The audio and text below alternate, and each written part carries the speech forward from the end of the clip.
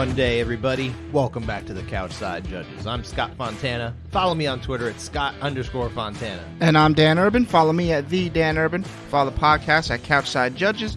And subscribe to us on YouTube, Apple, Spotify, everywhere you listen. All those places. And you know what? Listen everywhere. Listen 7 times this week, please. We love it. It'd be great. And as always, we talk judging MMA, so make sure you read that criteria. Sir, we had a little bit of a busy weekend, my friend. A bit. It was, for whatever reason, those in the decision-making process over at Bellator had put their Bellator vs. Ryzen 2 card up at the same time as a UFC pay-per-view, which doesn't seem like smart business to me. But I also have a feeling that didn't come directly from people who run Bellator. That feels like a Showtime thing. Most likely. And the thing is, I had both on. Mm-hmm. At the well, same you have the time. luxury. You got like 4 TVs and a little setup there. I don't. It started with only what I could imagine was a terrible fight between Larkin and Koreshkov. And while I had Derek Lewis on the other channel, I'm like, there's just no way. I mean, you can't. Even the fact that Derek Lewis's fight lasted 33 seconds, I believe officially, 33 seconds. His celebration was at least 3 times longer and probably even more entertaining. Must see TV. Oh yeah. Yeah. So, unfortunately, that's just the way the cookie crumbles. But it's so disappointing when they have a card that, realistically, I actually looked at this top to bottom Bellator Ryzen 2 card, and the Bellator portion, it was fine. But, like, you add in the Ryzen part, I was like, this is an interesting card. There's a lot of fascinating stuff on here. And if they had put that any of the last 3 weekends, I think they could have stolen the weekend from the UFC, stolen the shine. Even maybe the London card, maybe not. That's tough. But very easily the other two. The Ryzen portion. We had it here. So unfortunately, I definitely didn't get to watch the only split round, the only contested round that we would have been talking about from Bellator, which was in, like you said, Koreshkov and Larkin, which was a split decision. So we're not going to be talking about that one. Yeah. But the Ryzen portion wasn't even on TV. So No, that was, I think that was on, I actually didn't look it up. It might have been on YouTube. That was kind of where I was going to guess first, but I didn't end up getting the chance to watch it because I had to write and then, hopefully sleep. So, but I'll be catching that at some point. But that's not really what we're going to be talking about most of this episode, because realistically, we were watching the UFC 291. Mm-hmm. Great card. Fun card. Really, really good. I don't think it was like card of the year, but it was good. Kind of makes me want to next year go to Utah for their card. Well, apparently they're going to keep going back because Utah seems to be paying the UFC to do it. So, I mean, well, it looks like a cool place to visit, Salt Lake. I'm sure it is. I'm not opposed to going, although it's probably lower on my list. Head kick knockouts left and right. That's true. So, every time there's a main event, there is a head kick knockout to end it. That is the promise that they will now put in their promotional materials. Also, Kopilov's head kick. That was sick, too. That was a good one. Yeah, I almost put that as my favorite finish. We'll get to that later, but yeah.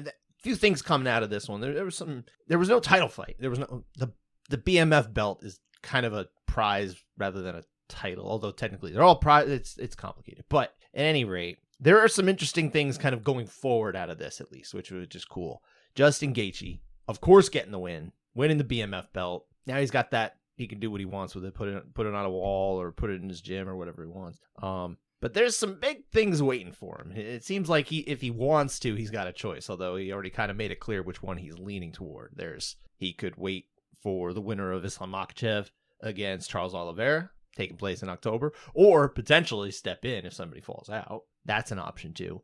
Or maybe he could take that Conor McGregor fight that Conor, of course, interjects himself in because, hey, he's got to keep himself relevant somehow, right? So he tweets out there, oh, yeah, I want to fight him. Yeah. A fight that he apparently turned down like 5 or 6 times, Gaethje said later on. Yeah. So the question would be, and Gaethje does not sound particularly interested in this, especially he said he doesn't want to fight somebody on steroids. That's right, yeah. That was one thing he pointed out. I'm sure you could convince him, depending on what happened. But what should Justin Gaethje do? Should he wait for that title fight, or should he go for the Conor fight? Should, I would go for the title fight, I think. Mm-hmm.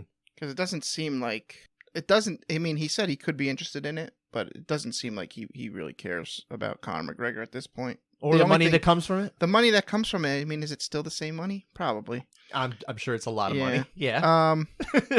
Realistically. So that's the thing. Just outweigh the money. And also probably an easy payday, too. It's probably. He would crush Conor. I have no problem saying that right now. He would crush Conor. Conor would get hurt. So, I mean, I'm pretty sure we're going to see him weighing in Abu Dhabi as the backup. For that. It would make sense. Like, that's it. I mean, I think he should go for the title. You know what? Realistically, the title fight is before the Conor fight because Conor's still not even back. We don't even know when that's going to happen anyway. Yeah, I think it's a quicker route. He can fight Islam and then he can fight Conor if they're just going to throw him a title shot after that. I mean, nobody seems even convinced that we're going to get this whole Conor McGregor against Michael Chandler fight. Oh, that's not happening. No, apparently Conor's moved on from this. Yeah, probably. And this whole season of Tough is for nothing. Well, that would make sense. Yeah. Passing fancy, I imagine. And we already had two. The other half of that, Michael Chandler talking about, oh, yeah, looks like congratulations to Dustin Gaethje on winning the BMF belt. Yeah. I guess you're going to have to defend that. I wonder if there's anyone around. He puts out there. And Dustin Poirier replies with a cute quote tweet saying, such a bitch. You know, we'll have to bleep that, but... Come on, Scott! I know. I'm the worst. I'm the worst. We're getting this... you know what? Bitch isn't a bad word. I'm leaving it in. It's in the dictionary. Apple's gonna yell at us? It's in the dictionary. I don't even care. They're not gonna say anything. That's fine. Well, you know. But at any rate, it's a quote. That doesn't mean anything. It's a quote. You could quote a lot of hate speech, my friend. It's a quote. Anyway, yeah, I mean, I would agree. I think he's got to do the title fight. It's the only thing that really seems more guaranteed that he'll get the title fight than he'll get the Conor fight. Realistically, just go with the title fight. Yeah, you're gonna make. And it's what he wants. Anyway. He wants to be the champion. I'm sure he'd love money, and the people around him would also be happy. I still think it'd be similar money. No, that comes with the belt. No, I don't think so. I don't imagine so. Disagree. He can't command the same money as Conor, but I think he could still get money out of that. He can negotiate a higher rate potentially. Yeah. Although at the same time, can he? Because Conor could just be like, I could just fight somebody else. I guess. I mean, I don't think the UFC probably knows that too. So Conor's not fighting. That's true.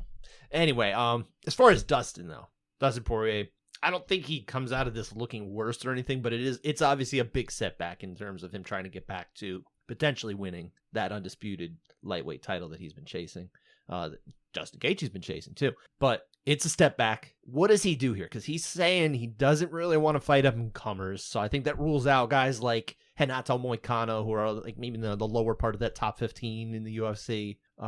There's only so many guys that he hasn't really fought in the top part that could probably qualify for the fight he's looking for. Who do you want to see him fight? Well, I mean, do we count Fiziev as an up-and-comer? No, he's right there. He's in the rankings. He's in the higher part of the rankings. So, yeah, fight him. I like that one, too. That was the one I was going to pick. So I think that one has the potential to be a fun fight, too, and I think he does get up for guys who are going to, like, really fight and not necessarily just kind of ground it out, you know? We don't know what would happen, let's say, against Mateusz Gamrot or Arman Sarukian, who are also kind of right there in that rankings region, right? They're all right next to each other. But I think of the three, that's the one that seems, not only is it the highest ranked in the UFC, for whatever that's worth, it's also, I think, the most potential for fun. Yeah, that should be a good fight. So that would definitely be the one I single out. I hope that is next, actually. I think that's the only one. Does Fiziev, I can't talk. Does he have a fight booked coming up? I can't remember. We can check. We could. But should we? But that's always the question. I mean, would Dariush not make sense either? I mean, they both coming off a loss there. I think Dariush would also be interesting. I think that'd be perfectly fine. So yeah, I could get behind that one too. But yeah, I do like the Fiziev one. I just think that has more potential for fun, I guess. Yeah, I don't think there's anything booked yet for him yet. So. Yeah, why not? Although who knows? You know, it depends on when Dustin Poirier wants to get back in there. I don't think he's trying to keep a light schedule. He has sort of kept a light schedule the last couple of years, but I think part of that is he wasn't getting the fights that he was hoping for, and like things wouldn't come together. Yeah. So I don't know that it was entirely his choice, but I mean, even when I asked him the other day when I interviewed him, he was more or less like, you know what, as I'm getting older, like it's okay that this is like this, but I like to fight, you know. So yeah.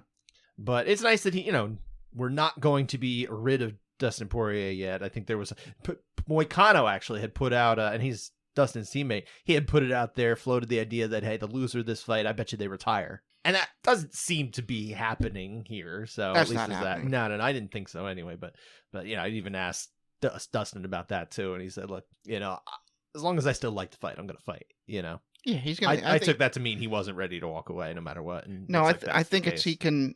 he's at a place where if he wants to walk away, he can, but he doesn't want to. I'd imagine so. He doesn't have to fight for money. Are you giving up on the idea of him getting back to that undisputed title shot, Poirier? Well, yeah, he would have had to win last night. You think it's over, like straight up over, no matter what happens? I don't see him beating anybody. Okay, for that would get him to the title. Fair enough. Interesting. So, there of course was another big fight right before this in the light heavyweight division. We had Alex Pereira coming up from 185, getting the win over Jan Blachowicz. Close fight, kind of started off more interesting, and then kind of as it got on, we got the a little bit more of maybe the altitude coming into play. Gassed, super pretty gassed. hard, and that's atypical for Jan Blachowicz. We've seen him fight 5 rounds. Right. Yeah. He definitely did slow down a little bit in his last fight against Magomed Ankalaev, but it was to a much lesser degree, and it was by round 4 as opposed to round. Well, he was on the Anthony Rumble Johnson gas tank here about 7-8 minutes, and he was done, which was unfortunate for him, and he obviously didn't get the win. But split decision, because as we saw in the third round, and we'll talk about that third round shortly for contested rounds, the gas was kind of let off a little bit, I think, from Pereira, and I'm thinking maybe he slowed down too. He sold it a lot better, but I think he definitely slowed down in a similar way. Nonetheless, he gets the win. He jumps everyone here at the division. He basically just moves right up near the top. Does he actually fight next for that vacant belt against Yuri Prohaska? Has to. I think so. Has to. I think so too. There's nobody else there. I think so. I mean, the only other person you could say is Magomed Ankalaev, again, who's coming off the draw against Jan Blachowicz, but we also have a fighter now who actually got the win over Jan Blachowicz, so I would think not only that, he's been active. Yeah. Ankalaev, we haven't seen. He's got no fight booked. Yeah. I don't know if he's still mad about the way the scoring works, because that seems to be the case with a lot of these guys. When they lose or draw, they're like, God, I hate the scoring now. I don't want to fight anymore. Okay, don't fight then. Yeah. Whatever. I don't know. I'm sure he'll actually fight again, but I think this is really the only fight that makes sense, and it's an interesting fight, but just maybe make it at sea level. Yeah, that would. let's do more sea level fights. That's the other thing about keep it at sea level. Even Kane suffered above sea level. He did. Sea level Kane is a monster, though. Yeah, that's true. Yeah, he is the mythical fighter, right? I mean, Pereira didn't seem that bad though. He seemed like he could have still went. He wasn't. But he slowed down a lot, and he was crushing it by the end of round 2. He didn't pick up that momentum in any way.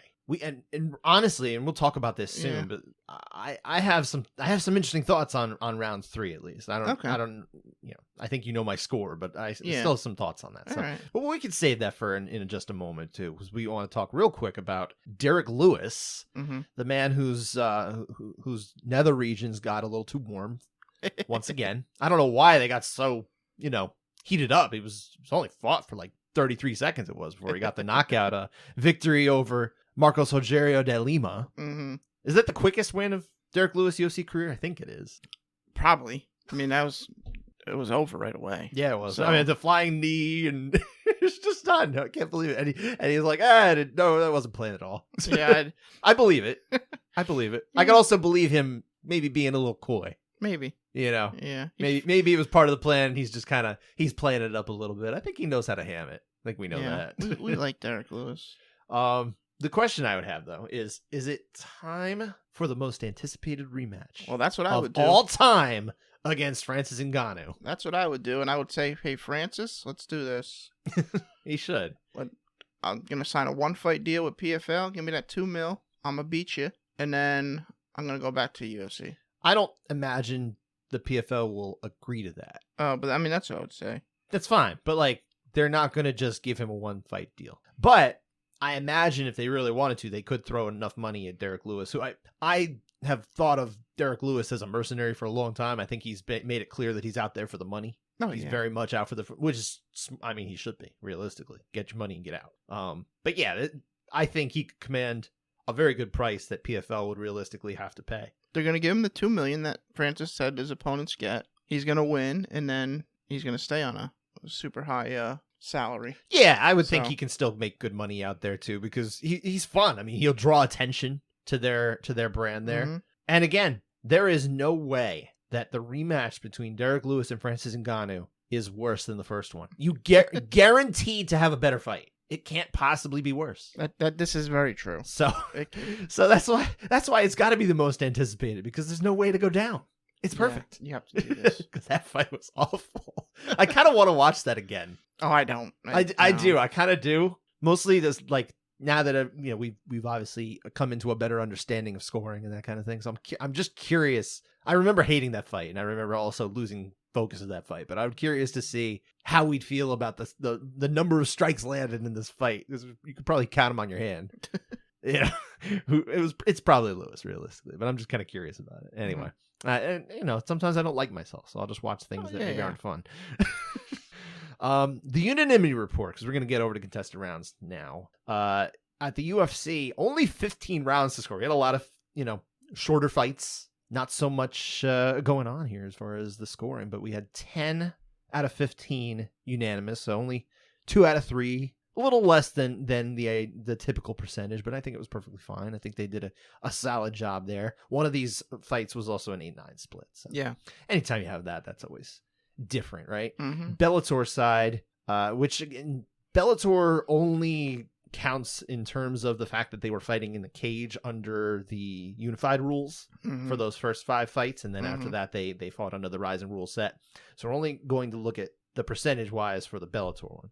And that is, they were unanimous on 7 out of 8 rounds. So 87.5%, obviously a very small slice here, but that's kind of what you're looking for. There's no 8-9 splits. Yeah. It was just one, like I said, one split round in, it was the 3rd round of Larkin and Koreshkov, which we're not going to talk about because I can't get access to it on Showtime. We don't have access to that, so they haven't put it up. We can't watch it. Yeah, they haven't put up the old, or the past fight thing over there. It's not like ESPN. ESPN puts up their fights in like 10 minutes. Yeah, instantly. You can watch an individual fight, not just the whole card, but an individual fight, and you rewind.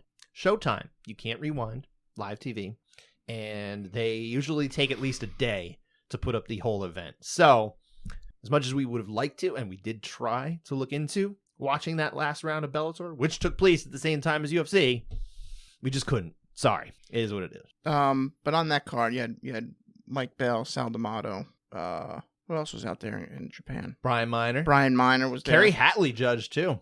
He judged and refed. I saw that. Mm-hmm. So they had a solid crew, which meant Salt Lake City only had 5 judges to work with. They did for the whole event. Yes. 3 of them were traveling judges. We ended up with Junichiro Kamijo, Ron McCarthy, and Derek Cleary, and then there were a couple of local judges, Steve Farragher and Dan Furse. So the 5 of them handled what ended up not being a terrible workload as far as the actual scored number of rounds. So that a blessing, right? Yes. But nonetheless, that was just the way the cookie crumbled there. But yeah, let's get into contested rounds. I mean, like I said, we only 5. So let's start off with Pereira and Blachowicz, right? Split decision, 29-28 all around. 2 for Pereira, 1 for Blachowicz. Round 1 was Blachowicz. Mm-hmm. He had good worked methodically to get that takedown and worked well from the back, and I think it was a good round for him, and then couldn't quite get it done in the second round as he started to slow down. Pereira really came on late in that round to take that. So round 3 is where we are split. And I should point out, Dan, did you see this? Jan Blachowicz says he was robbed. I saw him very upset. He was very upset, but he also said later, he was robbed. He was robbed probably because he thinks that last takedown meant a lot more than it did. I think he probably did. Yeah. But all right, you explain what happened in this round. And I think it's decently close on the feet. Jan does land some pretty good shots, couple combos throughout that round. But I think the more effective shots are coming from the Pereira side. And like I said, the late takedown doesn't really factor much because Jan doesn't do much with it. He doesn't pass the guard. He just sits there, head down in the chest, and just kind of basically only landed runs out like 1 or 2 real strikes from there. I think he landed 1 or 2, but it wasn't enough. I thought Pereira had a small lead at this point. And Jan just didn't close it. I think Pereira takes it. It is quite close though. So it's so cool. Watching this round was very strange to me because it doesn't look like Blachowicz is doing well. It doesn't. But for like 2 or 3 minutes, maybe I couldn't tell you exactly how long it was, but through 2 or 3 minutes, I'm thinking to myself, I'm like, Blachowicz is actually winning this round. Mm-hmm. I really thought he was ahead. But then you started to see much more of Pereira really putting it on, and it was like, okay, well, the difference in strikes is there. He's just actually landing them now. So I think he absolutely did take the lead, and yeah, I don't think anything that Blachowicz did, that takedown or what happened thereafter, was enough to push it back the other way. And that's unfortunate for both of them, really, because Blachowicz realistically looked like he was doing well, and he just couldn't do it anymore. And then Pereira, you're like, why isn't he doing more? That just, I couldn't understand why he wasn't doing more. And that's why I think, okay, maybe he was slowing down and he just sold it a little better, Could be. That's the only thing that made sense to me. So, but nonetheless, yeah, I sided with Pereira here. So did you. So did Derek Cleary and Ron McCarthy. It was Junichiro Kamijo who was split off seeing this one for Blachowicz. I don't think it's crazy to go there, especially depending on where you're seated in a round like that. There's not that many strikes landing. Yeah, it's fine. There's it's no not the issue highest there. of output rounds, So yeah, I don't have an issue here. I don't think in any way Blachowicz was robbed. I think that's unfortunate that he feels that way, but it was a big fight for him. He had a lot riding on this one, and it didn't go his way, and that's just the way it was. And it stinks too. He came out to Salt Lake City much earlier. He was trying to adjust, and he told me like in the beginning it was tough, but then he started to get acclimated. But man, I think they said it well on the broadcast, like the grappling, the takedowns and everything. I think that wore him down pretty well. It was probably harder to take down Pereira than they had thought it might be. Well, here's the thing. He was hanging on him. It's not like they were on the ground and he had the body triangle where he doesn't have to balance himself up. That was like the whole round. He was trying to not slide off. Yeah, so there's a lot of work involved to keep So- the position, and it worked short term, but long term, yeah, he definitely paid for it. So that is unfortunate for him. But yeah, no robbery. No, not at all. Sorry, Jan. Yeah, it's just not. Moving on, we'll go back over to the main event now. Justin Gaethje, of course, getting the win over Dustin Poirier. It was a round 2. Was it a head kick? I can't remember. Yes, Was it a head kick? head Oh, kick. that's Yeah. right. That was a head kick. Yeah, the Utah head kick. Round 1 though was split because it was an interesting round. I was kind of interested in the scoring of this round as I was in the moment. I was like, there's some interesting things going on here. So let's talk about round 1. Jeez, what a close round. I thought Gaethje did really well with the leg kicks. Yeah, he landed a ton of them. Poirier did not look like he was taking them well, even if this was the way, it was a bad optic, the way his leg is getting swung around, body's getting turned. And every time that he would like absorb the kick, maybe not every time, but like a bunch of times he would absorb that leg kick, and you see him like adjust his shorts or do something like that. It felt like kind of like a, all right, shake it off kind of thing, Well, that supposedly that short thing is a Dustin Poirier like thing. Like Is that really? I hadn't noticed that. He rolls up his shorts, and now he's like, "Ugh, time to grit down and go." But I took that especially because it would happen like right after he would absorb like a good leg kick. You knew was good, and it was like, okay, he absolutely felt that one. Yeah, Poirier starts landing upstairs. He landed a good damaging shot to the eye. It seemed to bother Justin's eye a bit. That's right. It was a little swollen. But I think Gaethje was landing with that left hand over the top, right? The top. It was good. It was a good round. It's just good. Good round. A lot of fun. I was like, am I supposed to be scoring this right now, or should I just enjoy it? But yeah, it's very close. I think Gaethje landed the better ones upstairs. Tough one. But I'm 10-9 Gaethje. I also went 10-9 Gaethje here. I was very torn. I was definitely early on. My pendulum was swinging back to Gaethje because of those kicks, and then I started to push toward Poirier with the hands landing in that kind of the middle to late portion of the round, and then you saw less of it as Gaethje was able to land both downstairs and upstairs, and I think that was what ultimately swung it back that way for me. But man, this is close. This one could go either way. I think very realistically, there's enough offense. There's a good argument to be made for either man. I feel good about my Gaethje pick. Yeah, me too. So I'm gonna stick with it. And that means we ended up siding with Judge Kamijo here instead of Judges Cleary and McCarthy. So what does that mean for Junichiro Kamijo? Couch side override. That's a good one. I felt good coming out.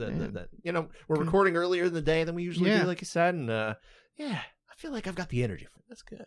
Yeah. Nice, good bullhorn. Let's move on. We've got 2 rounds to talk about in our next fight. Bobby Green getting the win over Tony Ferguson. He gave Tony a little nap right before the end of the fight. Round 3 submission via arm triangle, technical submission via arm triangle choke. So yeah, we're gonna talk about both of the rounds that happened before this, and one of them's an 8-9 split. One of them's the winner. Let's talk about round 1. Good round. I think Bobby landed pretty good early, and then Ferguson stings him a couple times. One that sends him to the ground. I didn't feel like this was like a knockout. I felt more like bad foot position off a kick, and more so Bobby had no footing under him after getting hit. He popped right back up. Final minute, Green started landing some pretty heavy shots, getting big reactions out of Ferguson. It's close because of that moment that Ferguson had, but I think it's Green, 10-9.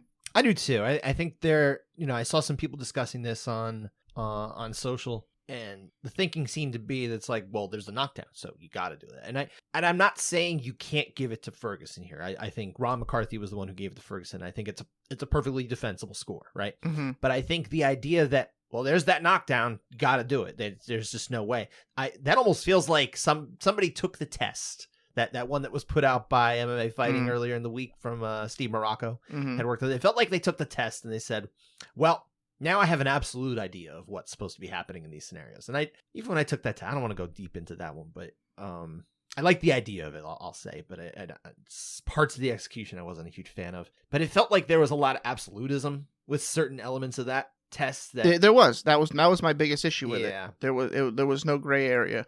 I mean, I talked to one judge who actually scored, a judge that of let's say of note took that test and scored one of the fights, and were told they were wrong. And I was like, all right, well, this is stupid. Exactly. Yeah. Part of the problem was, again, that absolutism was put there rather than saying, hey, there's a couple ways that we can look at this. It was like, well, no, you're wrong. You're wrong. And that's not really the case. I mean, yes and no.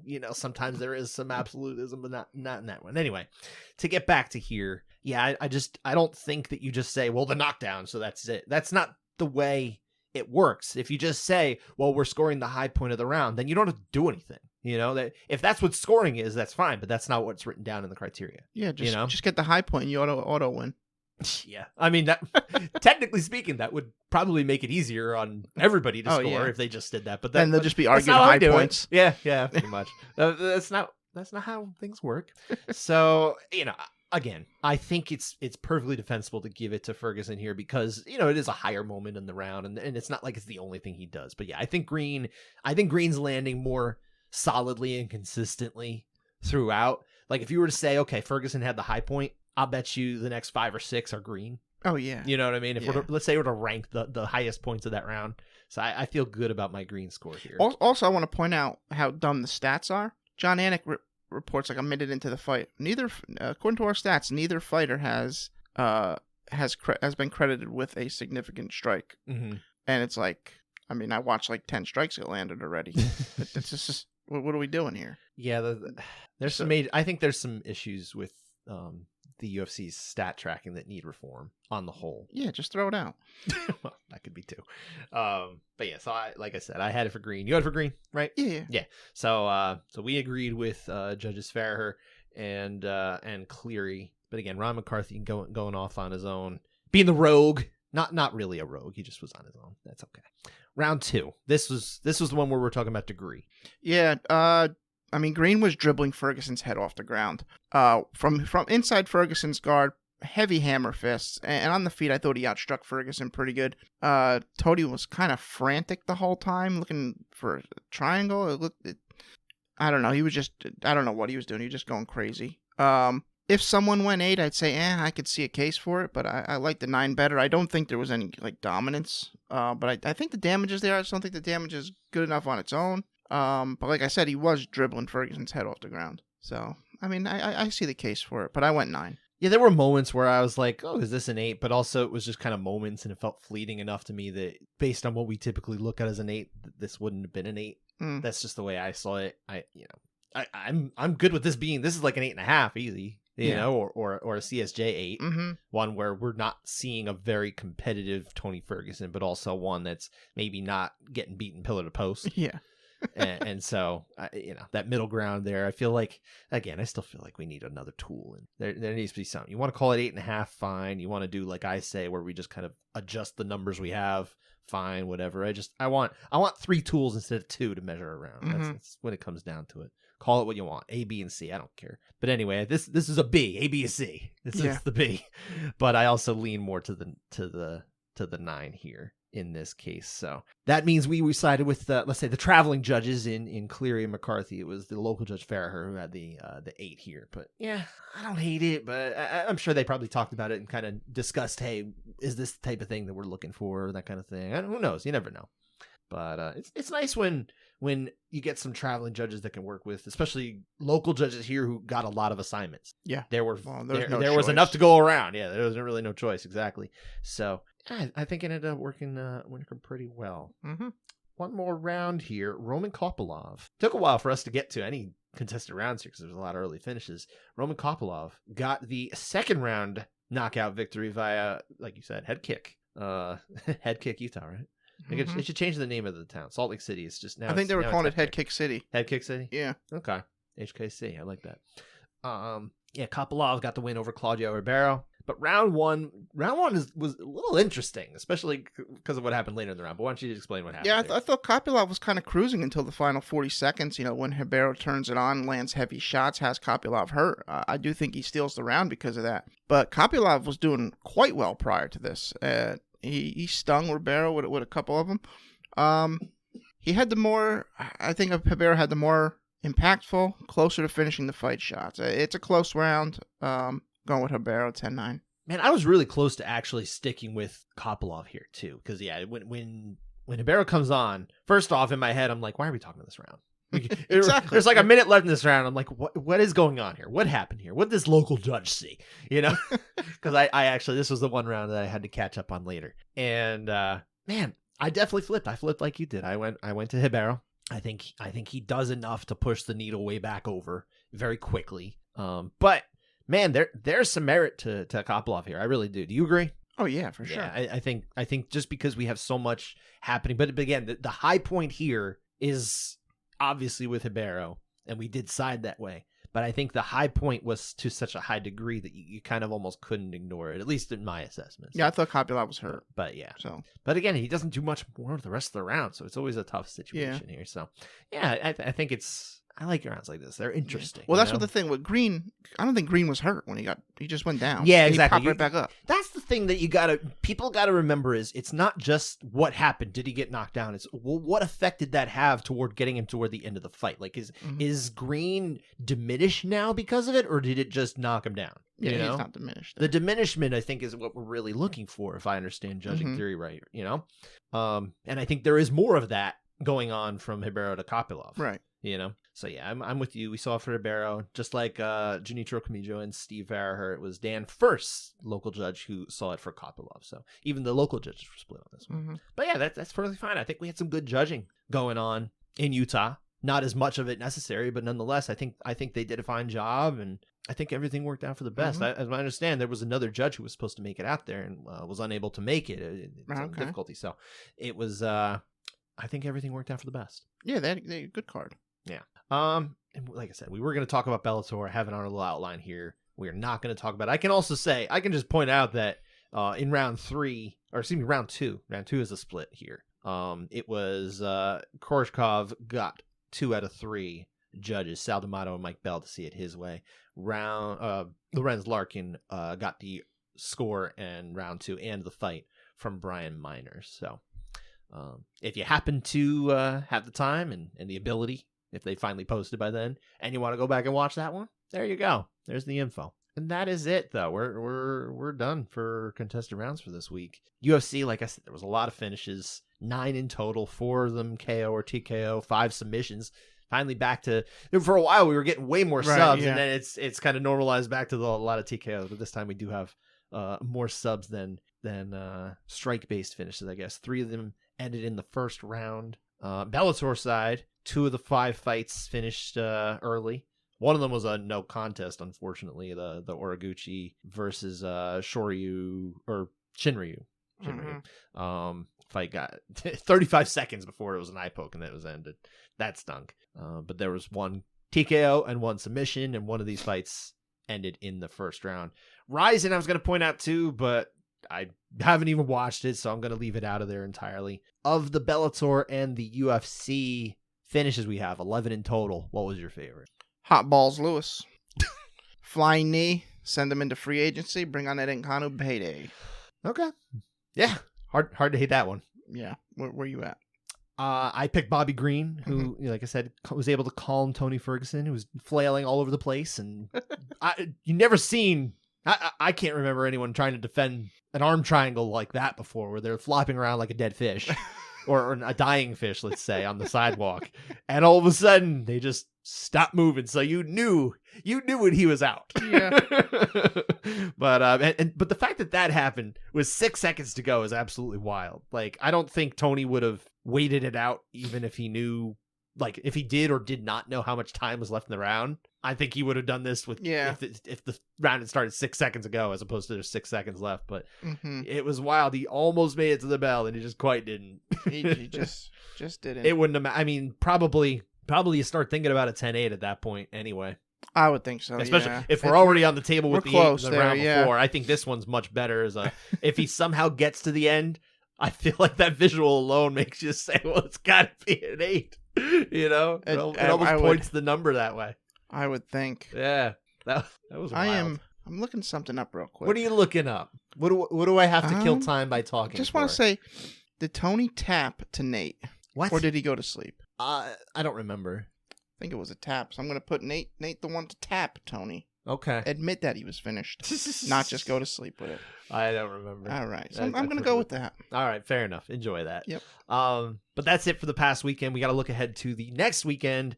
And pretty much every weekend in August, we're going to have like a dual weekend here. And in some cases, a triple. So we've got this weekend, PFL on Friday night. Main card starts at 9. And for the purposes, I think, of most people who are interested in PFL and their season format, they're probably not as interested in the prelims. There's not a whole lot of, like, let's say appeal there, unless you're familiar very specifically with some of these, fighters, if they have very interesting fighting styles. And to be perfectly honest, I just don't know. So I left them off of my radar entirely. But we do have the featherweight semis and the light heavyweight semis at 145. It's Bubba Jenkins against Jesus Pinedo. And we also have Gabriel Alves Braga against Chris Wade, who's a late, kind of came in, I believe, to step in. Someone else had dropped out, and the name escapes me at this point. But Chris Wade back in the playoffs. That was a hard luck case too. He was supposed. Oh wait, was it? It was no. Never mind. I was gonna say it was Brendan Loughnane, but Brendan Loughnane actually was just straight up out.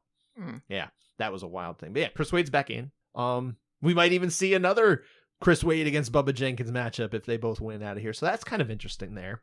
I don't know how much you care about. I don't. Okay, you don't.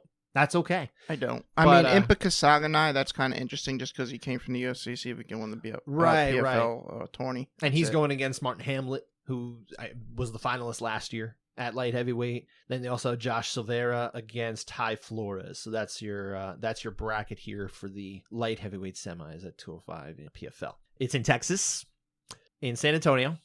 We'll get some judges working that one. Yeah, we'll get some judges. We'll want to bet we're going to be talking about one of those fights? I hope not. I hope not too, but maybe we will be. And realistically, if we are going to talk about PFL next week, it's probably going to be one of those fights rather than on the undercard, unless something crazy happens that's kind of worth it on our radar. Typically, we're just going to focus on UFC Nashville, which is also taking place the next day, Saturday. I don't remember what start time that was for the main card. Probably 9. It could be 7. Who knows? But the headliner, of course, maybe 6, is Corey Sandhagen against late replacement Rob Font, and they're going to do a 140-pound catch weight. I think Font was supposed to fight 2 weeks later against Song Yadong, so he was probably on a different weight cut schedule, and they said, okay, well, let's do it 140. We can do 140. So yeah, that's what we end up with. It's a bantamweight fight. It doesn't really matter. I don't think so. I was even talking to Dean Thomas the other day for something we're doing at New York Post, and he was saying, like, realistically, this is still a bantamweight fight. Yep. It shouldn't matter. So and I'm with him. It's a good fight. We lost. I think it would have been an interesting fight against Umar Nurmagomedov for Corey Sandhagen, but at least now we have a fight that is just as entertaining and possibly just as important for the division, I would think, as well. Yes, this would be a good one. Which one would you have preferred to watch if you could pick? I probably would have went with I like this one, actually. I think I like this one. I think I like this one better too. By the way, it is 9 p.m. start time, main card. Look at me. Good job. Look at me. Look at you. Look at this guy. It's in Tennessee. So Tennessee tends to bring in some traveling judges as well. And they've got a couple locals. They've got Anthony Maness is a local judge who also travels to Vegas. Okay. So I imagine he would be on this card as well. I'm not worried about the judging here. Not like I am for PFL. No. Hold your breath there. But yeah, again, I like this card. Whenever they travel outside of the Apex now, they actually have some pretty solid cards on the whole. It's almost like they have to deliver right. Right. The co-main event, I love this fight. Jessica Andrade against Tatiana Suarez. That's a good Andrade fight. has to stem the bleeding of her career, but this is a great matchup for Suarez to get herself back in the mix at 115 now that she's able to be an active fighter again. For sure. Which is a blessing. She's got such a high ceiling. I think she can still be a champion. I agree. And now you highlighted this one. I'm with you. Ignacio Bahamondes against Ludovic Klein at lightweight. Like that fight. Billy Quarantillo against Damon Jackson. That's a good one at 45. Jake Hadley, Cody Durden, and Odie Osborne against Asu Almabayev. Those are 125-pound fights. I like both of those. How do you not like the 125-pounders, realistically? Exactly. And you have a note here that I also love. Yes, great note. No heavyweight fights on the card. Amazing. Wonderful. It's almost like it's a mistake. Did they mean to do this? Are they going to add one like a few days from now? It's like, yeah, this is going to be our new, not the co-main, but it'll go right before it. Well, the thing is, they put Tanner Bozer there. He's on the main card. So Tanner Bozer, who's he fighting against? Alexa Kamor. Alex, yeah, that's right. It's not a heavyweight fight, but it's 205 is kind of, it's almost like you give him 2 rounds, right? Yeah. Round if we did that with Pereira and Blachowicz, then we wouldn't have seen their third round. Thank God that wasn't 5 rounds. Yeah. Oh my God. Although then maybe we wouldn't have robbery talk, to be honest. I mean, maybe not. Yeah, but whatever. Oh man, those last few rounds would have been a slog. If it managed to get there, somebody would have just fallen asleep. Yeah, someone. Yeah, retirement due to exhaustion or something. Something like that. And then for our most likely contested rounds fight, I did pick a light heavyweight fight, not that one. Dustin Jacoby against Kennedy Nzechukwu. I feel like Jacoby is very easily, like, he's someone who could go in there and just knock the other dude out because he can hit hard. Mm-hmm. But also, sometimes we've seen him in these contested rounds, so his name just kind of stuck out for me. I think was more why I picked that one. Yeah. So we'll see. I hope I'm wrong because, again, Jacoby's able to put the lights out. I think we could get a real fun finish out of him, but we'll see. All right, that does it for this episode. We'll be back again next week to break down all these fights we just talked about. As if there's contested rounds, that is. I mean, and most likely Texas will provide that. I'm going to go out on a limb and say that there's going to be at least one contested round from Texas, but also from Tennessee, because it's a numbers game, man. I mean, we don't get perfect days. We wish we did. It'll be fun. Then we wouldn't have a show. Yeah, thanks then for we could listening. cancel it. Take care, everybody.